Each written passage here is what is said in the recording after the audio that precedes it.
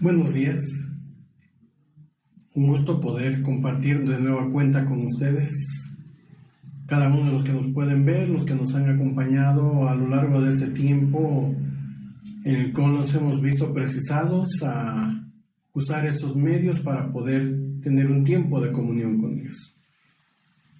A nombre de la Iglesia Emmanuel de Jutepec, Morelos, damos la bienvenida, un saludo a cada uno hasta su casa y deseamos que este tiempo pueda ser nuevamente un tiempo de bendición, un tiempo de edificación, un tiempo de regocijo al adorar a nuestro Dios.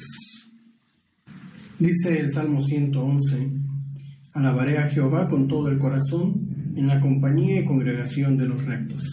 Grandes son las obras de Jehová, buscadas de todos los que las quieren. Gloria y hermosura es su obra, y su justicia permanece para siempre.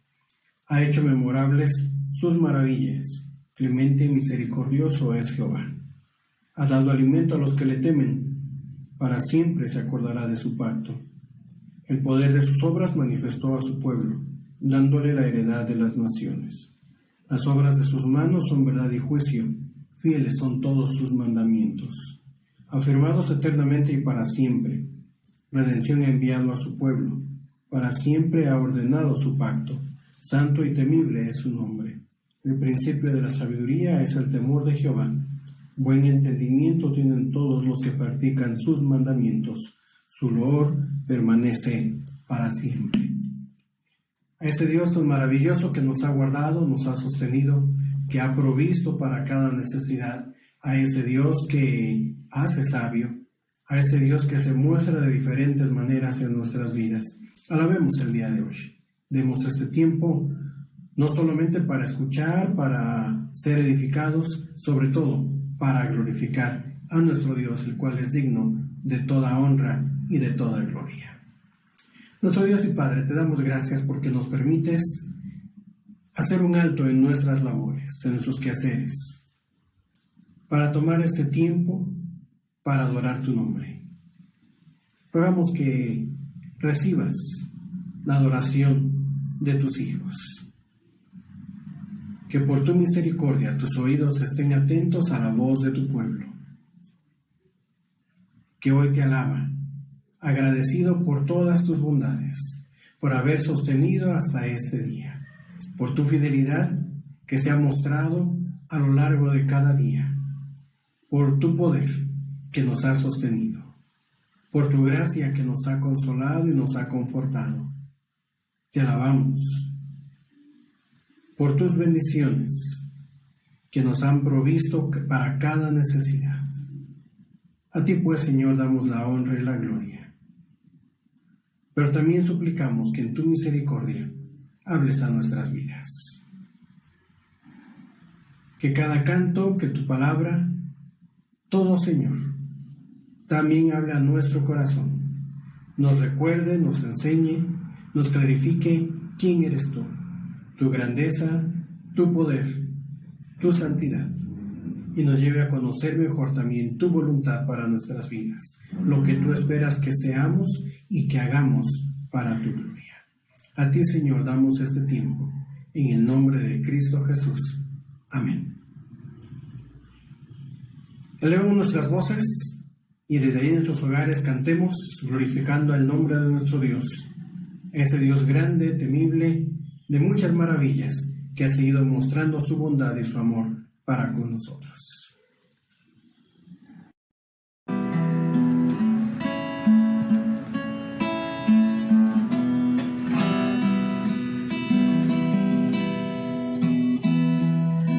Den gracias al Señor, invoquen su nombre, den a conocer sus obras entre las naciones, cántenle, entónenle salmos, hablen de todas sus maravillas, siéntanse orgullosos de su santo nombre, alégrense el corazón de los que buscan al Señor, recurran al Señor y a su fuerza, busquen siempre su rostro.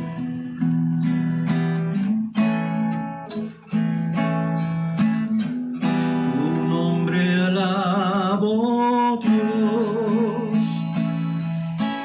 Tu nombre alabo, Dios. Rey poderoso, viva palabra, creador de todo, eres el Señor. Señor y Salvador, Dios poderoso,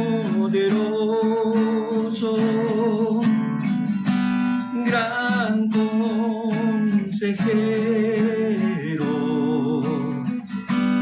eres el Señor. Tu nombre alabo, Dios. Tu nombre alabo, Dios.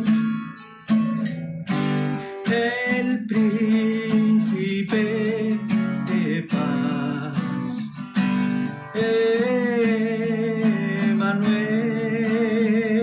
Emmanuel, Padre eterno, eres el Señor. Rey poderoso, viva palabra, creador de todo, eres el Señor. Tu nombre alabo, Dios. Tu nombre alabo, Dios. Rey poderoso, viva palabra, creador de todo, eres el Señor. Señor y Salvador, Dios poderoso, gran consejero,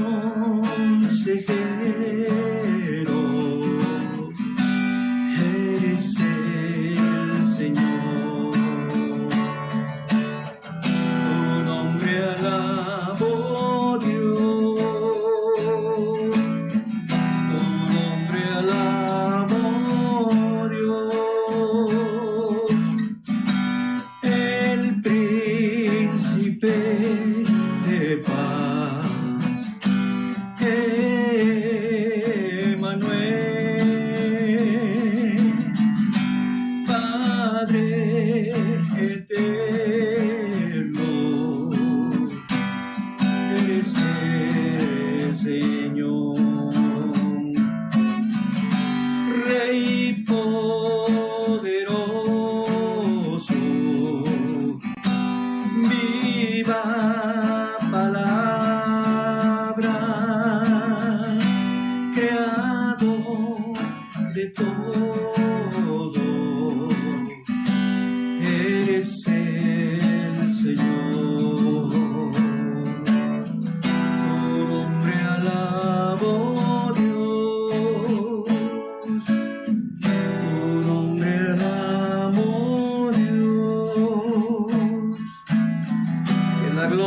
Señor perdure eternamente. El Señor se regocije en sus obras. Él mira la tierra y las hace temblar. Toca los montes y los hace echar humo. Cantaré al Señor toda mi vida. Cantaré salmos a mi Dios mientras tenga aliento. Quiera Él agradarse de mi meditación. Yo por mi parte me alegro en el Señor. Que desaparezcan de la tierra los pecadores. Que no existan más los malvados. Alaba, alma mía, el Señor. Aleluya, alabado sea el Señor. Tu nombre alabo, Dios.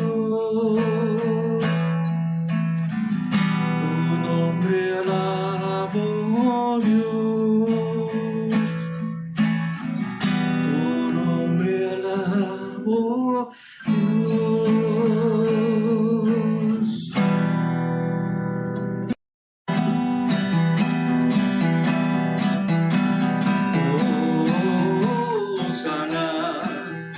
Hosana al Hijo de David. Hosana, Hosana al Hijo de David. Bendito el que viene en el nombre del Señor. Todas las fuerzas lo diga nuestra voz y en las alturas. Hosana, y en las alturas. Hosana. Hosana, Hosana al Hijo de David. Hosana, Hosana al Hijo de David. Bendito el que viene en el nombre del Señor.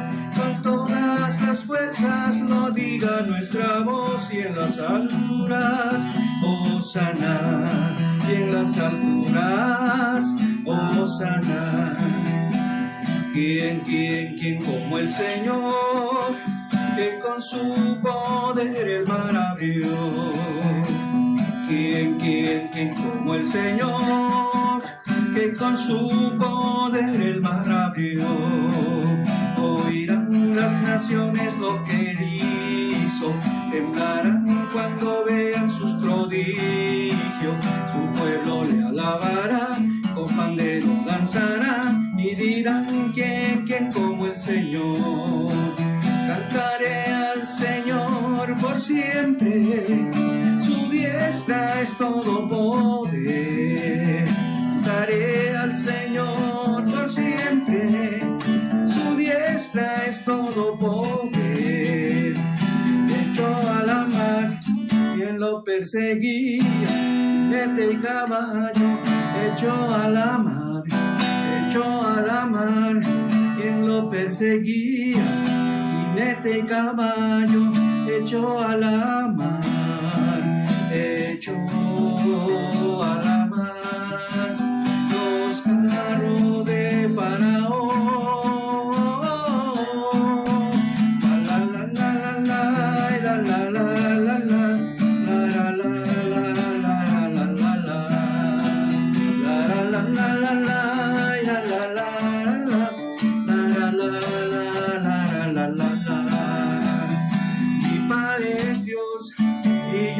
Exalto, mi Padre es Dios y le exaltaré. Mi Padre es Dios y yo le exalto. Mi Padre es Dios y le exaltaré.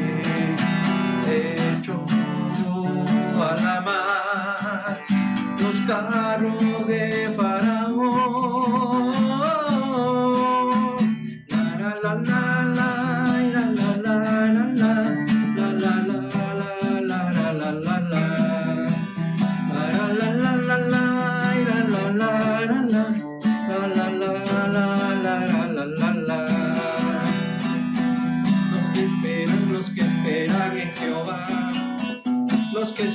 Los que esperan en Jehová, como las águilas, sus alas.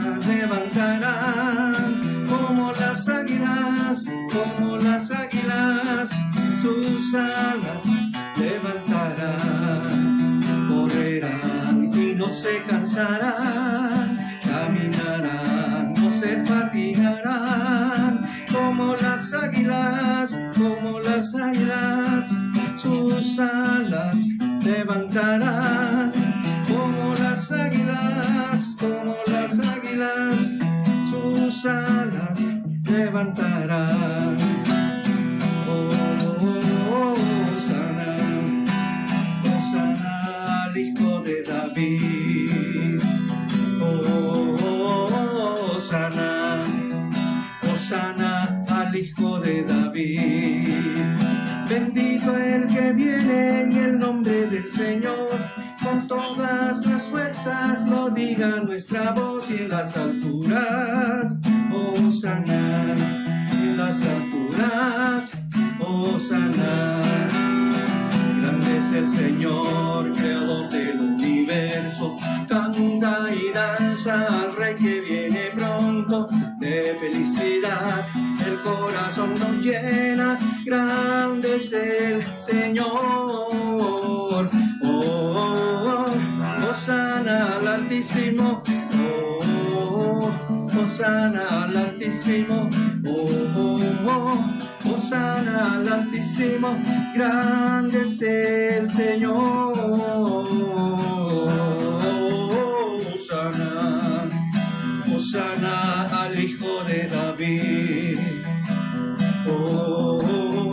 Hosana, Hosana al Hijo de David.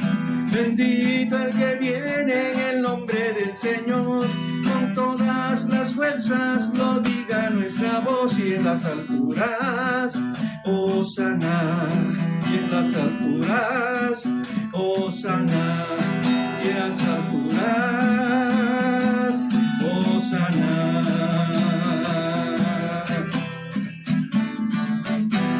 Gloria a Dios. Dios también tiene palabra para nuestras vidas. En su misericordia y de acuerdo a sus promesas, Él oye la voz del pueblo que le adora, pero también quiere que nosotros le escuchemos a Él. Tiene algo que enseñarnos. Demos pues un corazón atento, oídos receptivos, para poder saber lo que Dios tiene para nosotros con su palabra el día de hoy. En la lectura que estamos haciendo de la Biblia, hemos ya en esta semana visto el libro de Esdras, hemos comenzado ya con el libro de Nehemías. Así que en este día ocupémonos un poquito en ver a grosso modo o algo de estos dos libros y lo que Dios tiene que mostrarnos a través de ellos. Dios, te damos gracias por darnos este tiempo para ir a tu palabra. Ayúdanos a poder entender un poco mejor de ella y lo que tienes también que decirnos a nuestras vidas. Te lo pedimos en el nombre de Cristo Jesús. Amén. Se considera que el libro de Esdras y el libro de Nehemías en su inicio eran un solo libro. Ambos tratan de el regreso de los judíos después de la deportación en Babilonia hacia Jerusalén.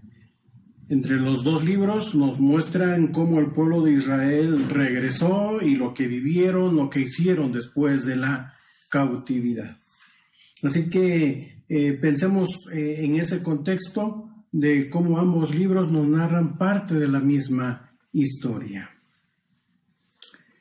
Para iniciar, comencemos primero por ubicar un poco las épocas, dado que pareciera quizás en un momento dado haber algunas contradicciones, ya que, por ejemplo, el profeta Daniel, uno de los que fueron llevados cautivos a Babilonia, nos habla precisamente del imperio babilónico. Pero Esdras y Nehemías, cuando nos hablan del regreso hacia Jerusalén, nos mencionan el imperio persa. ¿Qué es lo que sucede entonces aquí en todo esto para poder ubicar un poco el contexto histórico de estos libros? El imperio babilónico, hemos de decir en primer lugar que es un imperio bastante grande en su época y que llega a conquistar Jerusalén en el año 597 a.C., comandado por el rey Nabucodonosor. No fue el primer rey de Babilonia, tampoco fue el último, fue uno de los reyes y fue bajo el dominio de él que entonces es conquistada Jerusalén. Continúa después de Nabucodonosor todavía este imperio, y vienen algunos otros reyes. Uno de los que se mencionan aparte de Nabucodonosor en la Biblia, y hace mención de él el profeta Daniel, es el rey Belsasar. Pero desde aún antes de conquistar Jerusalén, ese imperio ya existía. Viene la conquista, se llevan a judíos deportados a Babilonia, y el imperio continúa su historia. Pero es en el 539 cuando Ciro el Grande, que era rey del imperio persa, entonces conquista Babilonia. Y ahí es donde concluye este gran imperio babilónico. De tal manera que entonces deja de ser el imperio de Babilonia para convertirse en el imperio persa. De allí que cuando viene la cautividad de los judíos, son dominados por el imperio babilónico. Pero cuando es dada la orden de volver otra vez a Jerusalén y se les permite hacerlo los que voluntariamente quisieran, entonces se hace bajo el imperio persa. Esto tiene que ver precisamente porque este imperio persa en su momento llegó también a conquistar a Babilonia, y entonces ya cambia la perspectiva de estos imperios en cada época. El imperio persa, Ciro el Grande, es el que conquista a Babilonia. Después de él y algunos de sus reyes que también se mencionan en la Biblia es Darío y Artajerjes. En el caso de Esdras, de Nehemías, nos hablan más enfocados sobre el rey Ciro. Y el imperio persa concluye en el año 334 a.C., cuando ellos fueron conquistados por los griegos. De tal manera que entonces comenzamos a ver una secuencia de imperios, lo que es el imperio babilónico, el imperio persa que domina a y después el imperio griego que conquista a los persas. La época de la deportación se da básicamente durante el imperio babilónico. El imperio persa tenía poco tiempo de haber conquistado a Babilonia cuando da la orden de libertad a los judíos para regresar a Jerusalén.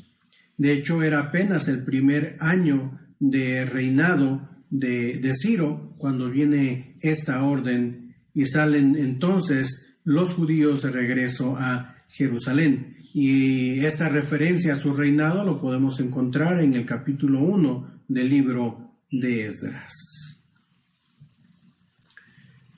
¿Cómo es el retorno de los judíos a Jerusalén? Hemos de ubicar primero que este cautiverio duró 70 años. 70 años, su mayor parte bajo el régimen de Babilonia, y después un breve tiempo con el imperio persa. 70 años de cautiverio, y después de estos 70 años, Dios permitió, moviendo al rey Ciro, que tuvieran cierta libertad para volver a Jerusalén. Este retorno del cautiverio se da en tres fases diferentes. El retorno prácticamente se da en un tiempo de un poco más de 9 décadas, 93 años. Se va dando todo este regreso de judíos hacia Jerusalén en tres fases distintas. El primer grupo que regresa a Jerusalén fue comandado por Zorobabel. No sabemos mucho de esta persona, sin embargo, el primer grupo que regresa de Persia hacia Jerusalén, Dios usa a Zorobabel para este retorno. Zorobabel, cuyo significado es retoño de Babilonia, sale para regresar hacia Jerusalén en el año 538 a.C. Los primeros 6 capítulos de todo el libro de Esdras nos narran precisamente la historia de este primer grupo que regresa hacia Jerusalén. Esdras 1 al 6, la historia entonces del regreso de los judíos bajo el liderazgo de Zorobabel. El segundo grupo que sale es dirigido por el sacerdote Esdras, cuyo nombre bastante significativo, Jehová ayuda. Él sale con el segundo grupo de judíos de regreso hacia Jerusalén en el año 458 antes de Cristo. El mismo libro de Esdras, capítulo 7 hasta concluir capítulo 10, nos narran este segundo grupo que regresa a Jerusalén y cómo, sumado con los que ya habían estado anteriormente, más los pocos que quedaron cuando la deportación, entonces se consolida todo este grupo de los moradores de Jerusalén, y Esdras nos narra cuál es la vivencia de todos estos judíos en esta ciudad capital del reino del sur, que fue como quedó ya la división después del rey Salomón. 13 años después, en el 445 a.C., sale el tercer grupo de judíos para regresar a Jerusalén. En esta ocasión, este grupo es dirigido por Nehemías, el gobernador. El nombre de Nehemías significa Jehová consuela. Y es ese tercer grupo entonces que, sumado a las anteriores, narra la historia de todo el libro de Nehemías, cuál fue la experiencia de vida de ellos, a qué se enfrentaron, lo que hicieron. Y es entonces este tercer grupo que se suma a los anteriores. 93 años duró todo este regreso entre esos tres grupos para volver a Jerusalén. Un tiempo bastante prolongado, incluso mucho más extenso que el tiempo que duró propiamente la cautividad. Tuvieron diferentes vivencias cada uno de estos grupos. Cada uno de ellos, de acuerdo a lo que encontramos en la Escritura, se enfocó en diferentes tareas, pero también tuvieron diferentes problemas, diferentes crisis que superar. Pero no solamente fue estos dirigentes que Dios utilizó en su momento para volver de la cautividad y comenzar otra vez a asentar a los judíos en ese territorio que Dios les había concedido y tratar de empezar otra vez a consolidar a Jerusalén como nación. No solamente fueron ellos, Dios usó a otras personas también. Y tenemos a los profetas. Dentro de los profetas de ese tiempo de ya final de la cautividad, cuando viene toda esta liberación, encontramos al profeta Ageo, el profeta Zacarías, quienes ejercieron su ministerio principalmente en los días de Zorobabel y de el sacerdote Esdras, alrededor del año 520 antes de Cristo. Entonces, solamente vamos a hablar un poquito en cuanto a lo que son los libros de Esdras y de Nehemías, pero sí es bueno recordar o tener en cuenta de que para poder tener un panorama más amplio de todo lo que esos libros nos presentan y lo que se va desarrollando en su historia, poder dar una mirada a los libros del profeta Ageo y del profeta Zacarías, que son de la misma época. Cuando el pueblo de Israel regrese hacia Jerusalén, comienza un proceso de restauración en diferentes aspectos. Un pueblo que quedó destruido por Nabucodonosor,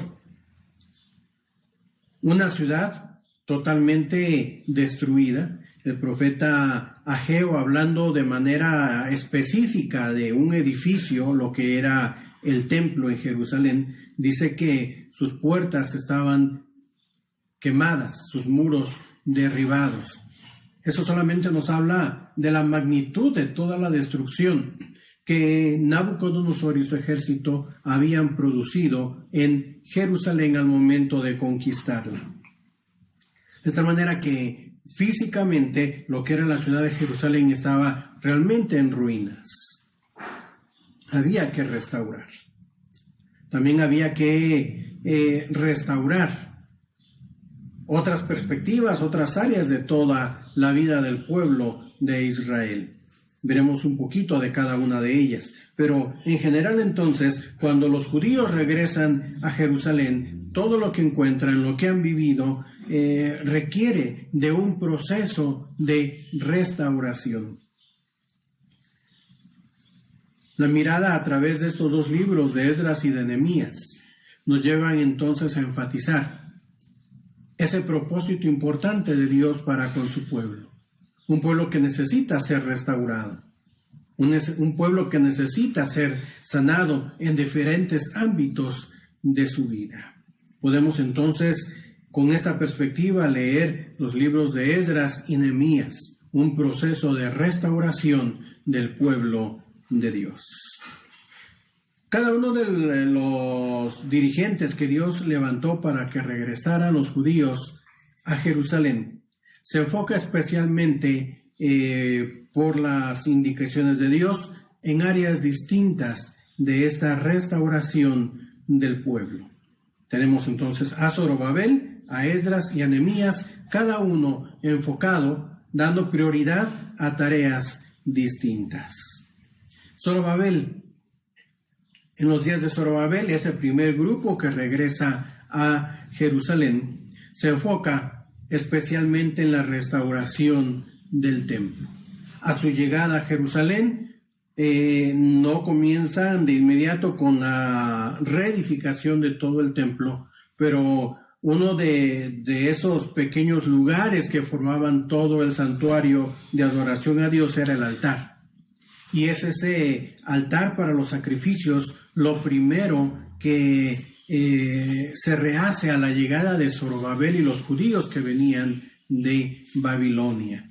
Después del altar, Dios levanta también al profeta Ageo, que anima al pueblo para que no sea solamente el altar lo que reedifiquen, sino que fuese todo el templo.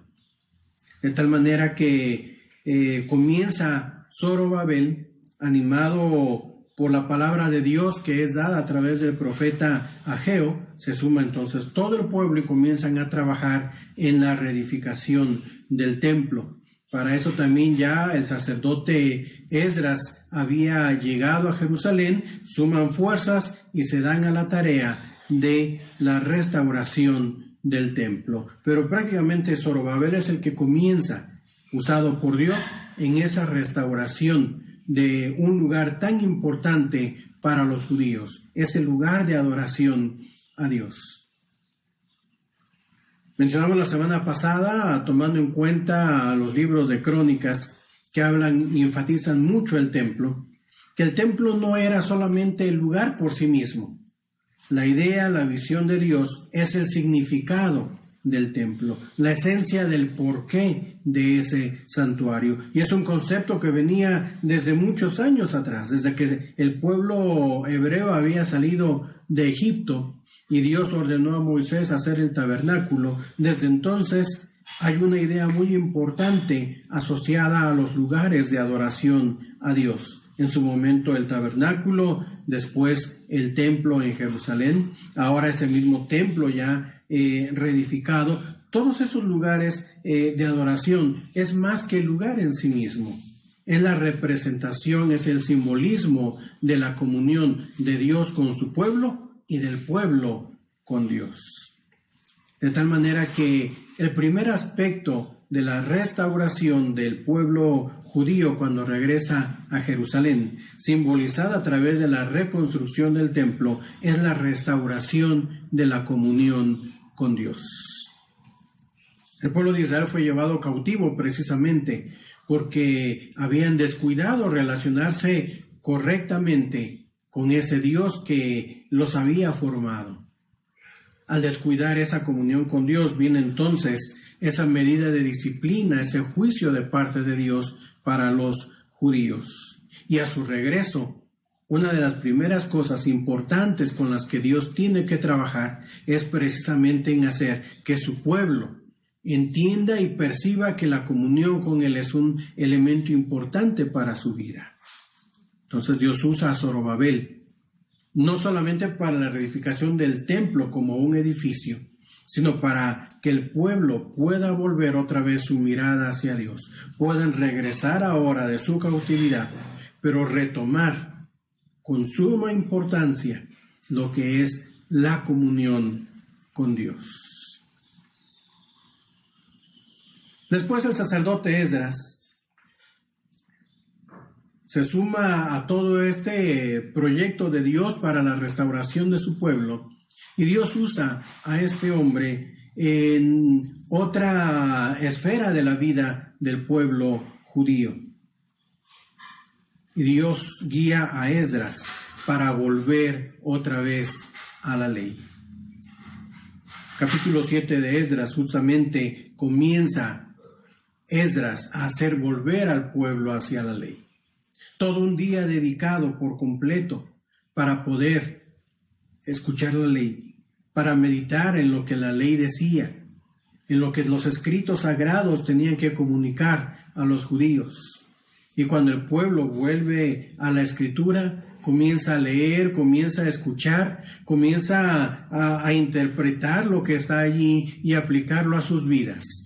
Entonces, ese volver a la ley motiva al pueblo también a volver a la obediencia a Dios por medio de seguir las normas que estaban establecidas en esa ley. De tal forma que Dios usa a Esdras para guiarlo y reencauzar la vida del pueblo judío en la obediencia. Lo contrario, la desobediencia, es lo que siempre ha mantenido al hombre separado de Dios. Desde los días de Adán y hasta la actualidad, la desobediencia es lo que mantiene al hombre alejado de Dios. Fue esa desobediencia a la ley de Dios. Al perder la comunión con Dios, llegaron a esa desobediencia de la ley, y entonces es lo que orilla a esa medida de disciplina cuando Dios permite que su pueblo fuese llevado cautivo por el imperio babilónico. No solamente era necesario restaurar el templo, símbolo de la relación con Dios, también había que restaurar la obediencia a la ley. Y esto podemos resumirlo en una frase muy breve. Estamos hablando de su estilo de vida. Un estilo de vida que afecta no solamente lo que era el culto a Dios, no solamente lo que se hacía ahí en el templo, sino un estilo de vida que tiene que ver con todos los días. Ese obedecer la ley no era solamente para los asuntos del ritual de las ceremonias sagradas en el templo, sino esa obediencia a la ley tenía que ser aplicada todos los días de su vida. Tenía que ser obedecida esa ley en todos los actos del pueblo de Dios. De tal forma que Esdras, en esa restauración que Dios le permite trabajar por guiar al pueblo judío a volver a la obediencia a la ley, nos habla de una restauración del estilo de vida. Es necesaria la restauración de la comunión con Dios, pero también es necesaria la transformación en la manera de vivir. El tercer grupo que regresa a Jerusalén, dirigido por Nehemías, se enfoca en un tercer aspecto de la restauración. Nehemías se ocupa especialmente en la restauración de los muros de la ciudad de Jerusalén. Cuando el imperio babilónico llega y conquista a los judíos, deja una total destrucción. Y así como el templo, según lo describe el profeta Ageo, estaba destruido, también la muralla de Jerusalén estaba toda derrumbada. Había que comenzar otra vez a reedificar ese muro. Dios usa a Nehemías para animar al pueblo a reedificar la muralla de Jerusalén. Al igual que el templo no es la construcción como tal solamente. No es ese cúmulo de piedras acomodadas de manera adecuada y bien diseñada para la protección de la ciudad de Jerusalén, para seguridad de los moradores de Jerusalén. Es más que solamente la muralla. Dios está hablando a través del profeta de Nehemías, el líder en este tercer grupo que regresa a Jerusalén. Dios está hablando al pueblo para llevar a entender que solamente Dios es el que puede darle seguridad a su pueblo. Necesitan protección. Es Dios el que planea todo para poder encaminar a dar esa seguridad, esa protección a los moradores de Jerusalén.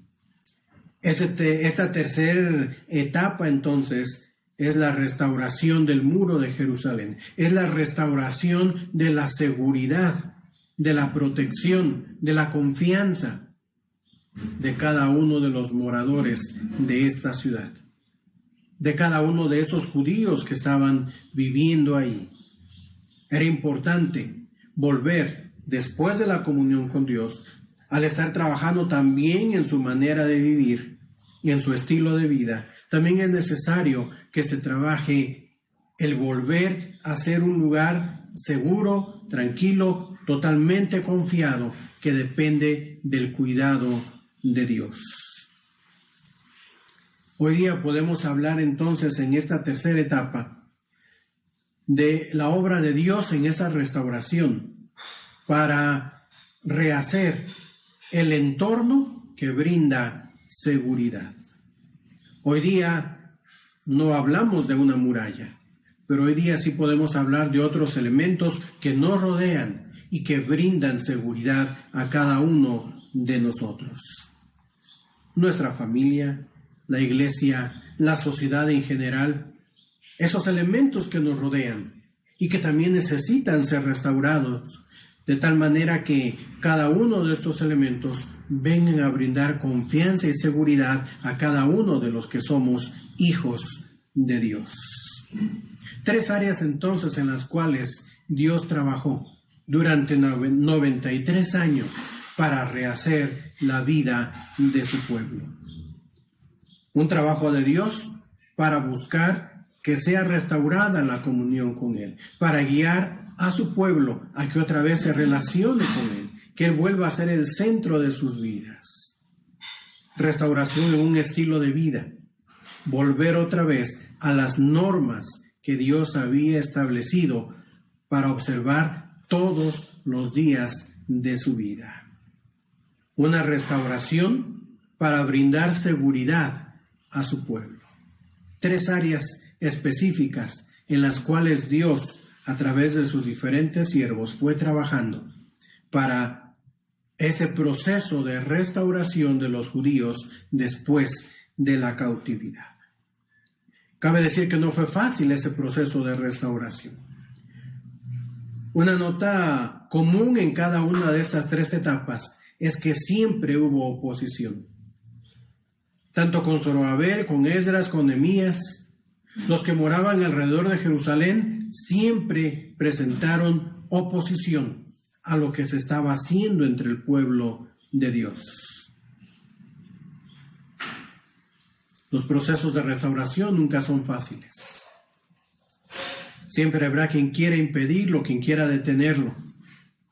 Pero cuando Dios mueve su mano para restaurar, para volver a una condición de vida mucho mejor, va a haber oposición, pero también está la presencia de Dios que ayuda a salir adelante.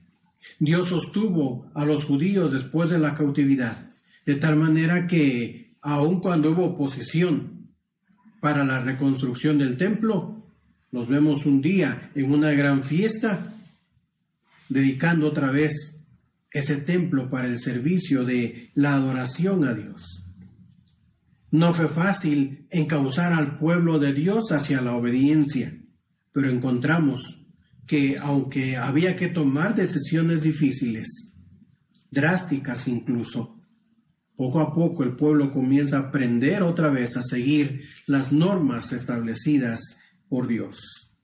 Hubo oposición para la reconstrucción del muro en los días de Nehemías, a tal grado que tenían que trabajar, unos pegando las piedras y otros preparados para la guerra por si el enemigo llegaba. Tenían que trabajar, mientras que en una mano tenían la pala, la cuchara para todos los trabajos que precisaba la reconstrucción del muro, en la otra tenían que tener su espada.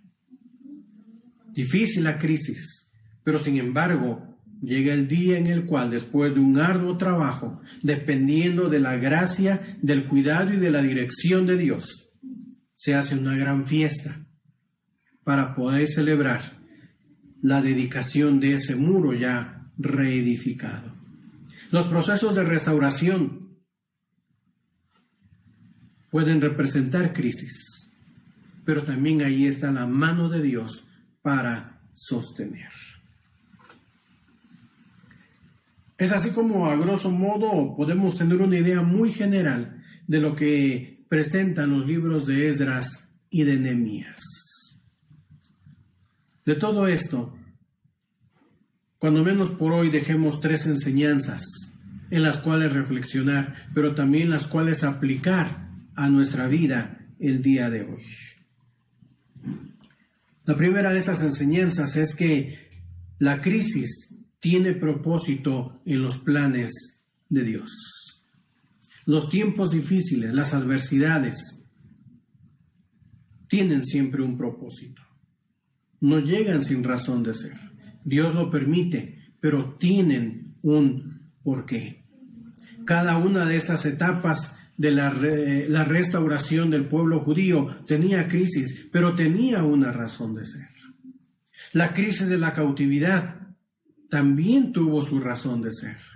Y Dios estaba usando todo ello para volver a formar a ese pueblo y guiarlo a ser la nación que Él quería. A veces son tiempos absolutamente de crisis, pero muchas veces no es solamente la crisis. Esta viene acompañada de cosas favorables. Como humanos, a veces solamente vemos los tiempos difíciles. Vemos la parte agobiante de la vida y dejamos de mirar a esos elementos de bendición que Dios da.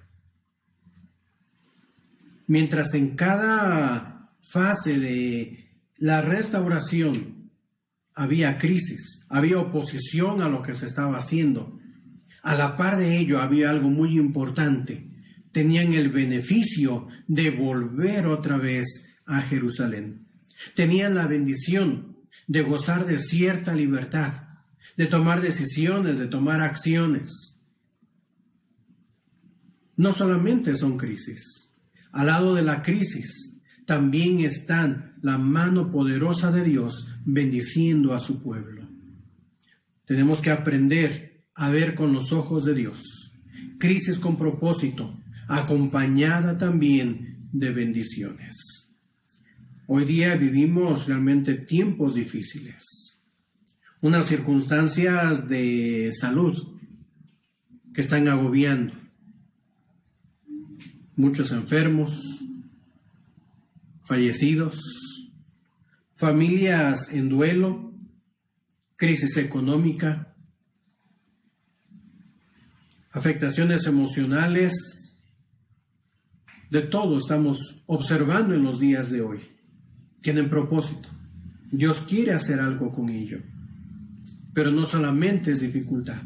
Tenemos que aprender a ver que a la par de todas estas dificultades que hoy vivimos, también hay bendiciones que Dios está trayendo a su pueblo. Con todo y la crisis que vivimos, Dios sigue sosteniendo, sigue dando provisión. Seguimos teniendo un lugar donde vivir, podemos tener alimento.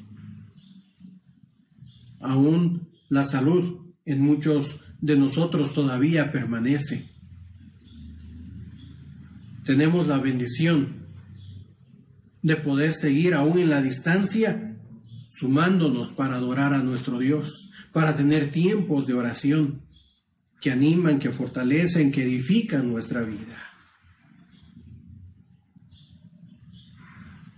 A la par de la crisis, siempre también hay bendición. Y todo ello Dios lo usa con propósitos específicos. ¿Cuál es el propósito que Dios tiene en particular para ti? Sin duda que Dios tiene propósitos para el mundo entero, para cada nación, para nuestro propio estado. Pero no dudo que Dios también tiene propósitos particulares para ti en estas circunstancias. Tenemos que venir a Dios, doblar nuestras rodillas y clamar a Él y preguntarle: ¿qué quieres enseñarme? ¿Hacia dónde quieres dirigirme? ¿Qué quieres hacer en mi vida en medio de todas estas circunstancias? No desfallezcamos, no nos desanimemos en medio de lo que estamos viviendo. Recordemos que esas crisis tienen propósito, pero además vienen acompañadas con grandes y especiales bendiciones y cuidados de Dios para su pueblo. Una segunda enseñanza que podemos obtener de este panorama general de los libros de Esdras y Nehemías es que la realización de los planes de Dios lleva tiempo. La restauración del pueblo de Dios no se hizo en 1 o 2 días.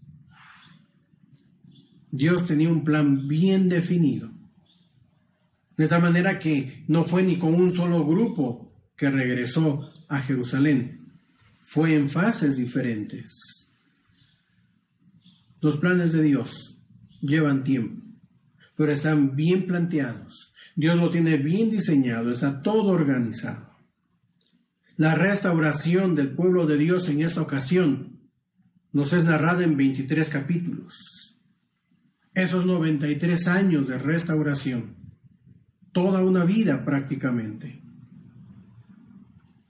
resumida en 23 capítulos. Lleva tiempo. Hoy lo podemos leer más fácil de lo que fue la experiencia del pueblo judío, pero aún así nos requiere aproximadamente 2 horas y cuarto para poder leer toda esta historia. Y estoy hablando solamente de leer, no de meditar y de analizar a detalle todo lo que se encuentra en estos libros. Los procesos de Dios, la realización de sus planes, siempre llevan tiempo. ¿Qué está queriendo Dios hacer en tu vida? Va a llevar cierto tiempo. ¿Qué está haciendo Dios en la vida de los que te rodean? Dios también está queriendo trabajar en ellos. Quizás te parezca que está tardando los cambios en sus vidas, pero Dios ahí está obrando. Nosotros quisiéramos que las personas que nos rodean en muchos aspectos cambiaran de la noche a la mañana. El proceso de restauración en sus vidas, en las diferentes áreas que necesitan ser transformados, Dios lo está haciendo, pero también lleva tiempo.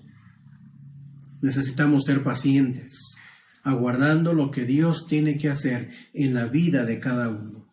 El pueblo judío necesitaba ser restaurado. Tú y yo necesitamos ser restaurados. Pero esa restauración puede llevar cierto tiempo.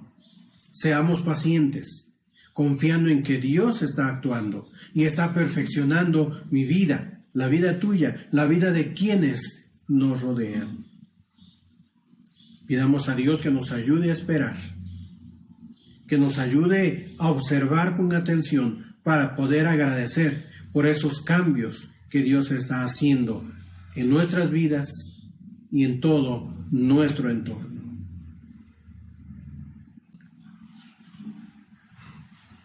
Una tercera enseñanza y última por ahora es que Dios guía a su pueblo en la restauración. Ese proceso de transformación, ese proceso de ser perfeccionados, ese proceso de crecimiento, es un proceso que está bajo la gracia de Dios. Es la obra de Él. El mejor cambio, la mejor restauración, no es lo que tú y yo hacemos por nuestra propia fuerza. No es lo que hacemos por nuestro propio criterio. La mejor restauración es la que viene de la mano de Dios. No es lo que Zorobabel quiso hacer, es lo que Dios le animó a hacer a través del profeta Ageo. No es lo que Esdras quiso realizar, es lo que Dios le mostró hacer a través de la ley. No es lo que Nehemías decidió hacer, es lo que Dios puso en su corazón. El proceso de restauración más eficaz es aquel que viene de la dirección de Dios. Tú y yo, nuestras familias, la iglesia misma, la sociedad en la que vivimos necesita ser transformada. Hay muchas cosas todavía en las que necesitamos ser perfeccionados. Pero para caminar a un proceso de restauración correcto, el adecuado para cada uno, debe ser bajo la dirección de Dios. Aquí tendríamos que preguntarnos, si Dios es el que guía a la restauración, ¿qué estoy haciendo yo para permitir que Dios guíe mi vida a la transformación que necesito? ¿Qué estoy haciendo para que sea Dios quien guíe mi familia, la iglesia, mi entorno social a la transformación que necesitamos? Y a la luz de esos libros, Esdras y Nehemías, encontramos dos elementos muy importantes. Un elemento es la palabra de Dios. La restauración en el estilo de vida que fue guiada a través del sacerdote Esdras fue por lo que él vio en la ley. La palabra de Dios es un elemento importante para guiarnos a esa renovación de nuestra vida.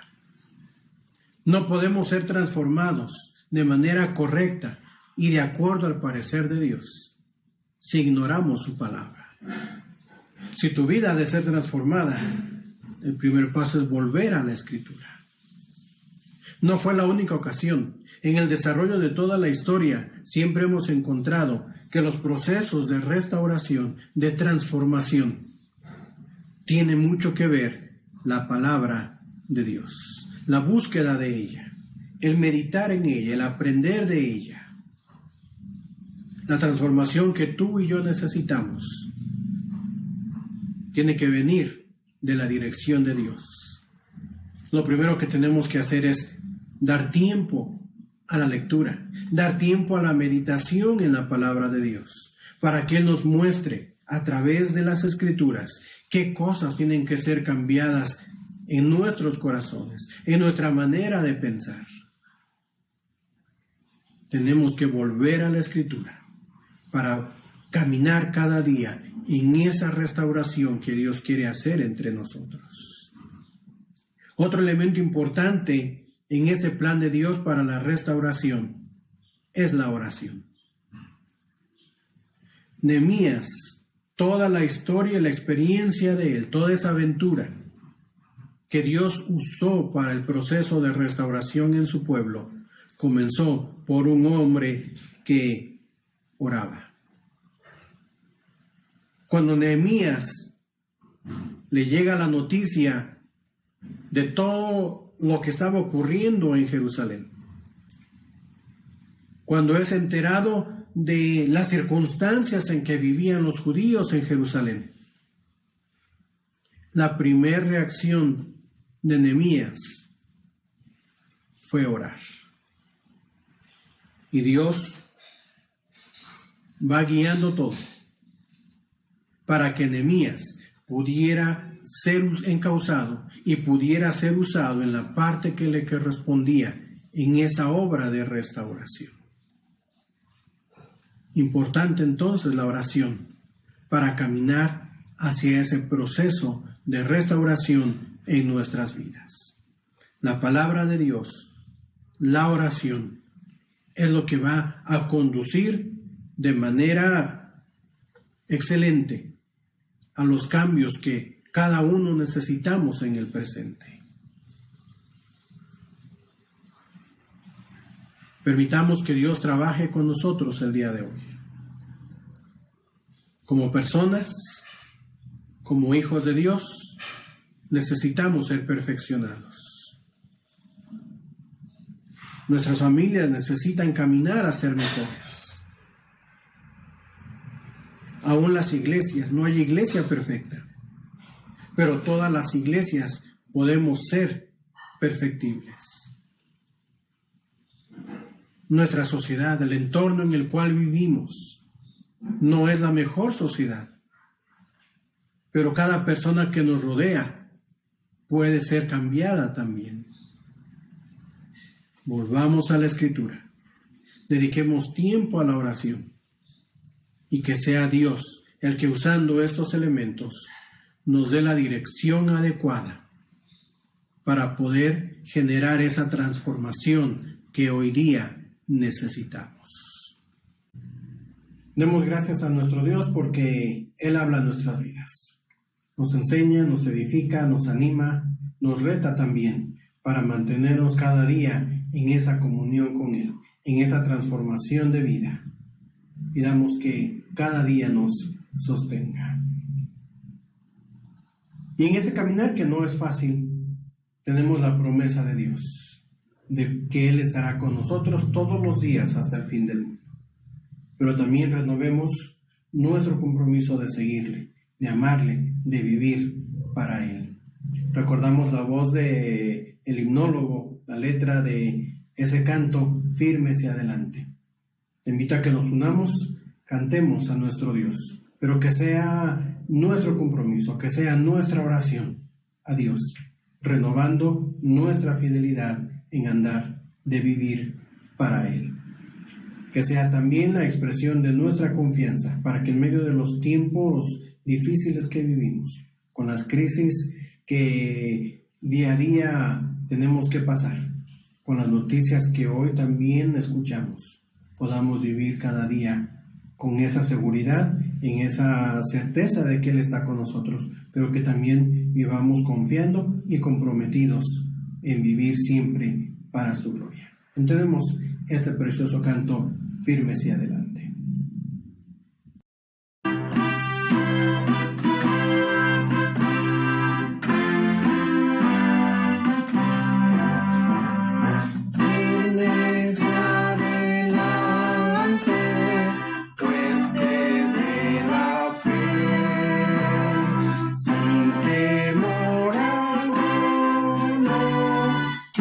Jesús nos ve, que fe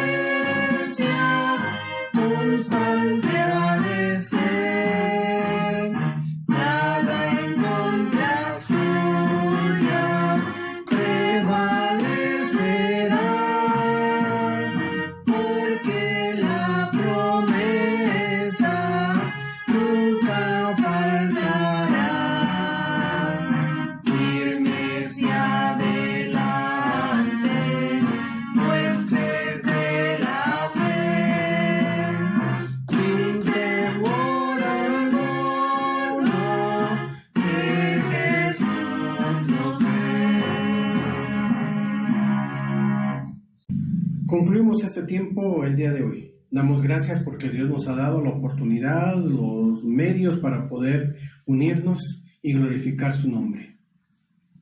Que Dios sea contigo en esta semana, bendiga tu caminar, te guarde en tu salir y tu entrar, pero también perfeccione tu vida, de tal manera que cada día todo lo que hagas, lo que vivas, sea siempre para la gloria de nuestro Dios. Que sea con cada familia, que nos mantenga también unidos y que aún con las distancias podamos percibir ese amor que nos unifica como pueblo de Dios. Te agradecemos, Señor, por ese tiempo. Gracias por tu cuidado, gracias por darnos tu bendición, tu provisión, tu dirección cada día de nuestras vidas. Gracias porque en este tiempo hemos sido también animados, alentados a vivir para ti. Ayúdanos, guíanos y que en esta nueva semana podamos caminar de tu mano y para tu gloria. En tus manos ponemos nuestro vivir, en el nombre de Cristo Jesús. Amén.